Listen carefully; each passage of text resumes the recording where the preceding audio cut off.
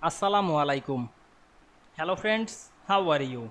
Welcome back to my another video. In this video, I am going to show you how to insert SmartArt graphic in Microsoft Excel. Let's get started.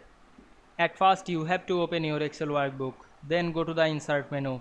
Select the SmartArt drop-down menu, and we can see here many SmartArt. You can insert any SmartArt.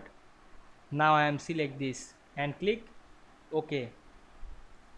Then we can see we insert a smart art easily. You can write anything. Now I am write some text.